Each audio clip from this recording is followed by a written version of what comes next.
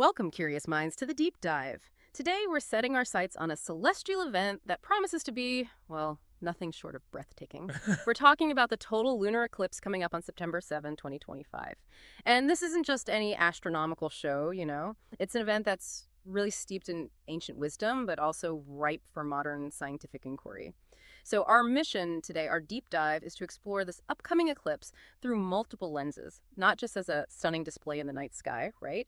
But also through the rich tapestry of ancient religious texts, the precision of modern science, and ultimately what it could mean for you, for your personal practice and well-being.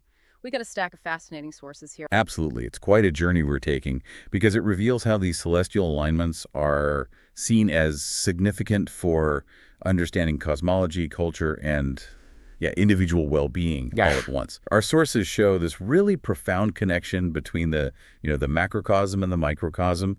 We'll be breaking down its multifaceted nature, drawing insights from texts like the Rig Veda, Atharva Veda, the Puranas, alongside observations from places like NASA and ISRO. It really connects the cosmos directly to your life. Okay, so let's start with the hard science. We kind of have to ground ourselves in the scientific reality first before we get into the deeper meanings. So at its simplest, a lunar eclipse happens when the Earth positions itself directly between the sun and the moon. Our planet casts a shadow, called the umbra, onto the moon, temporarily blocking its light. It's a very precise alignment, really. Always puts on a show. Indeed. And it's important to clarify, not all lunar eclipses are the same. There are actually three main types: total, partial, and penumbral. The one we're focusing on, September 7, 2025, that's going to be a total lunar eclipse. Oh. Yeah, meaning the moon will be fully immersed in Earth's darkest shadow, the umbra. That makes it particularly dramatic. A partial eclipse, only part of the moon goes into the umbra.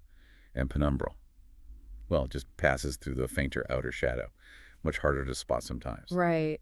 And one of the most, visually striking things about a total eclipse is this transformation into what people call a blood moon. It really is spectacular to see the moon taking on this deep reddish color. Can you help us understand the science behind that? Absolutely. The blood moon thing is a perfect example of Rayleigh scattering. Rayleigh scattering. Okay. Yeah, it's actually the same reason we get those amazing red and orange sunrises and sunsets. Think about it. Sunlight passes through Earth's atmosphere, right? The shorter wavelengths, the blues and greens, they get scattered away much more easily by the tiny particles in the air. So this allows the longer, redder wavelengths to kind of push through the atmosphere and then bend or refract onto the moon's surface. Oh. So even though direct sunlight isn't hitting the moon, this refracted red light still reaches it. And that gives it that distinct blood red look. It's basically all the sunrises and sunsets happening around the Earth's edge, all projected onto the moon at once. Wow. Yeah, the intensity of the red can even vary depending on how much dust or clouds are in our atmosphere at the time. Fascinating. So from a purely scientific view, we get this amazing visual, but are there any direct negative impacts on us or the Earth during an eclipse? Well, scientifically speaking, no. There aren't any direct negative physical impacts on humans. We're not talking about anything physically harmful. However, it is observed that subtle atmospheric changes do happen during an eclipse. Our sources mention, for example, an increase in bacterial growth. That's a really interesting link, an increase in bacterial growth. Are there modern scientific studies looking into these atmospheric changes? Does it give more context to those ancient cautions? Yeah, while the mainstream scientific community tends to focus more on the astronomical side of things, the mechanics, you do find studies in fields like microbiology, atmospheric science, that note these subtle shifts. The increased bacterial growth is something you see mentioned consistently in traditional texts, often given as a reason for certain precautions. Right. It sort of points to this heightened sensitivity to environmental conditions that, well, some ancient practices seem to have anticipated. It implies that even if we don't feel direct harm, the environment around us is subtly different. It influences various natural processes. And it's not just ancient traditions paying attention. You mentioned institutions like NASA and ISRO. They see these eclipses as really valuable opportunities for study, right? Highlights the ongoing scientific curiosity. Exactly. They use these unique alignments to study Earth's atmosphere, the moon's surface, even calibrate instruments. It's like a natural laboratory up there in the sky. Okay, let's shift gears a bit now. Moving from the purely scientific to the spiritual, it's pretty clear that eclipses have always been seen as more than just, lights in the sky in ancient traditions. They held deep, profound meaning, signaled moments of cosmic significance. Absolutely. Our sources reveal, this goes back millennia, The Rigveda and Atharva Veda, for instance, they talk about a kind of cosmic energy imbalance during an eclipse. Cosmic energy imbalance. Yeah, it's not just poetry. It suggests a time when the natural equilibrium is temporarily, let's say, disrupted. And this calls for people to be particularly self-restrained, devoted. So that implies a sense of maybe cosmic vulnerability during the eclipse. And how does that translate into those specific practices like self-restraint? Precisely. It suggests a period where the usual flow of cosmic energy is altered, potentially making things more volatile, less predictable. So the traditional response is to turn inward. Instead of engaging so much with the external world, which might be out of balance, the focus shifts to spiritual practices. The Skanda Purana takes this even further. It says that spiritual practices like japa, that's chanting tapa, austerity, and dhyana, charity, performed during eclipse yield millions of times more fruit. Millions, wow. Yeah, it's seen as this incredibly powerful window for accelerated spiritual growth because of this heightened energy. And the Garuda Purana also mentions subtle environmental changes, which echoes that scientific observation about bacteria we talked about earlier. Right, the connection again. Exactly. These subtle shifts traditionally inform the rules for what to do and, just as importantly, what not to do during these times. It's a clear link between observed environmental changes, subtle physical ones or maybe energetic ones, and the actions prescribed for human well-being. And central to a lot of these beliefs is that famous story, the Samudra Manthan, the churning of the cosmic ocean, and the dramatic origin of Rahu and Ketu. It's such a foundational story for understanding the spiritual side of eclipses in many traditions. Can you maybe paint a picture for us? How did that epic event unfold? Oh, it's an incredible story. It really speaks volumes about the battle between good and evil, the search for immortality. So picture this. The gods, the devas, and the demons, the Asuryas, they make this rare pact. They agree to churn the entire cosmic ocean together. Okay. Why? To get the elixir of immortality, the Amrit, and lots of other treasures too. They used Mount Mandara as the churning rod and the giant serpent Vasuki as the rope. They churned for ages. Incredible things came out, good and bad. And then the pot of Amrit finally emerged. That's when the real drama started, wasn't it? Yeah. Lord Vishnu takes on this enchanting Mohini form. Yes, a celestial enchantress. She starts distributing the Amrit, but only to the gods to ensure they gained immortality. But there was this one clever demon, Swarpanu. He wasn't going to miss out, exactly. Swarpanu disguised himself as a god, snuck into the line, and sat right between Surya, the sun god, and Chandra, the moon god. He was hoping to get a sip of the Amrit. Sneaky. Very. But the divine light of Surya and Chandra, they saw right through his disguise. They immediately recognized the deception and alerted Lord Vishnu in his Mohini form. And Vishnu acted fast, severed Swarpanu's head with his Sudarshan chakra. Very swift, very decisive. Indeed. But here's the crucial bit. The Amrit had already reached the demon's throat just before the chakra struck. Ah, so he got some. He got some. So because of that, both the head, which became known as Rahu, and the body, which became Ketu, they both attained a kind of immortality. And from that moment on, it's believed that Rahu and Ketu, now eternal enemies of the sun and moon for blowing their cover, periodically swallow them. That's what causes the eclipses. It's like this act of cosmic revenge, replaying that ancient deception right there in the sky. That's such a powerful narrative. And if we connect it to the bigger picture, beyond the literal story, there's a profound moral message here, isn't there? That deception, unrighteousness, no matter how potent it seems for a moment, it's ultimately temporary. It might obscure the light of truth, of Dharma, but it can't extinguish it. The light always comes back. And that's a central theme you find threaded through so many ancient texts. This isn't just about celestial mechanics. It's about the human struggle with illusion versus truth. The eclipse becomes this symbolic stage for that internal cosmic play. It reminds us to discern between what's real and what's just temporary obscuration. And other ancient texts echo this too, right? It shows how deeply eclipses were woven into the cultural fabric. The Mahabharata, for instance, tells of Lord Krishna using an illusory solar eclipse during the Kurukshetra war. Right. To confuse the enemy. It wasn't even a real eclipse, but the idea of it was so powerful, creating the illusion was enough to manipulate the battlefield. And the Ramayana mentions that when unrighteousness, dharma, reaches its peak, nature itself becomes imbalanced. Eclipses are seen as a symbol of this cosmic disequilibrium. It reinforces this idea that eclipses aren't just random astronomical events, but potent signs within the natural order, reflecting a deeper moral or spiritual state. So given these deep beliefs and this understanding of subtle environmental shifts, traditions develop specific guidelines. And that brings us to this concept of Sutak Kal, the period of precaution leading up to and during the eclipse.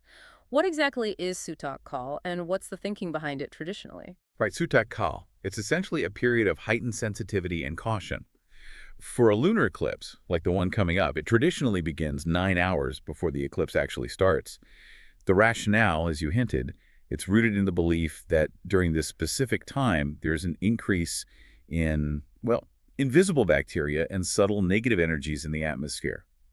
This lines up with those scientific observations we mentioned about increased bacterial growth. So it's not just purely spiritual, but maybe a heightened awareness of environmental subtleties. How does that translate into the specific don'ts people are advised to follow? Exactly. It feels like a convergence of observation and spiritual understanding. Because of this perceived change in atmospheric energies, you get these traditional don'ts during Sutak Kal. Things like refraining from eating, cooking, or starting any auspicious work. It's also advised not to touch temple idols. That's why many temples across India will actually close their doors during Sutak Kal or perform their rituals, like the Ganga Arti, earlier than usual. The idea is to avoid consuming or engaging in activities that might absorb these altered energies. Makes sense. And there's very specific guidance for pregnant women during this time, too. That always struck me as particularly detailed. Yes, the precautions for pregnant women are very specific, deeply rooted in a desire for protection, really. They're strongly advised to avoid using sharp objects, needles, knives, refrain from sewing, cutting vegetables, and importantly, to stay indoors during the eclipse itself. Stay indoors. Yes. The belief is that these precautions protect the unborn child from any potential negative effects of these subtle energies or atmospheric shifts. Instead, they're highly encouraged to do more mantra chanting, prayers, focusing on positive energy and protection. It's also interesting how people traditionally add tulsi, holy basil, or durva grass leaves to food items to prevent spoiling during Sutaka Kal. Is that another example of this blend of practical observation and spiritual practice? It absolutely is. That's Yeah. a fantastic example of where religious belief and, practical knowledge intertwine. Tulsi is widely known, even scientifically, for its potent antibacterial and preservative properties. Right. So while it's a spiritual practice rooted in preserving purity during a sensitive time, it also reinforces a practical act of caution and preservation, especially if you consider the traditional observation of increased bacterial activity. It's a wonderful illustration of how these ancient practices often have these underlying practical benefits that science can now help us understand. Okay, now that we've explored the science, the myths, the traditional precautions, let's get down to the specifics of this event, the total lunar eclipse on September 7, 2025. What do we need to know about its timings and visibility? Right, for those in India, this is going to be quite significant. The whole eclipse will last about 3 hours and 30 minutes. It's set to begin at 9:57 p.m. at night. 9:57 p.m. Yes. The peak time, when the moon will be fully in the Earth's shadow, showing that deepest red hue, that'll be from 11:00 p.m. to 12:23 a.m. So straddling midnight into September 8th. The eclipse is expected to end around 1:27 a.m. Okay. And consequently, the Sutak Kal, that 9-hour precaution period we just discussed, that will actually start much earlier in the day, at 12:57 p.m. in the afternoon. And this isn't just a local thing for India, is it? It's going to be visible across a huge part of the world. That's right. This particular eclipse will be widely visible across India, north, west, south, east, central regions. Most people should get a chance to see it, weather permitting. But yeah, it's truly a global spectacle. It'll also be seen across large parts of Asia, Europe, Africa, and Australia. It's a collective experience for a significant chunk of the planet. You mentioned earlier that these events carry astrological significance. What's the impact of this particular eclipse happening on September 7, 2025, astrologically speaking? Right. This specific eclipse does carry significant astrological weight, particularly because it occurs in the sign of Aquarius, or Kumbh Rashi. This suggests that individuals born under Aquarius natives, will likely experience the most profound direct impact. Okay, so focused on Aquarius. Yes, our sources indicate they might face heightened mental stress, maybe some health issues, difficulty in making decisions during this period. For them, it's seen as a very strong call for self-restraint, introspection, and really intensifying spiritual practice to navigate these potential challenges. But while Aquarius feels it most directly, the eclipse kind of intensifies existing energies across all zodiac signs. It creates a sort of personalized energetic signature for everyone. The overarching idea seems to be that this period amplifies whatever tendencies and situations are already present. For some, like Sagittarius, our sources suggest it could actually be a very auspicious time-lug opportunities. Oh, interesting. Yeah. For Capricorn, maybe success in work or business gets a boost. So it's less about predicting specific, random events for each sign and more about amplifying what's already there, offering a heightened chance for self-awareness in certain areas. Precisely. It's about being more acutely aware of your current circumstances, your emotional state. For example, signs like Taurus might find family disputes amplified, or Libras might see financial gains, but also some family tension alongside it. Okay. Conversely, Gemini natives might find new opportunities opening up. It really acts like a spotlight on areas of your life needing attention. Maybe it's emotional control for Cancerians, or for Scorpios, avoiding mental worry by focusing on meditation.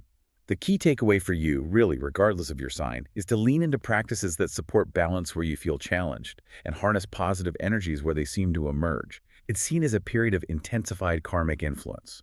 Okay, so given all of this, the science, the myth, the astrology, the traditions, what does this actually mean for you, the listener?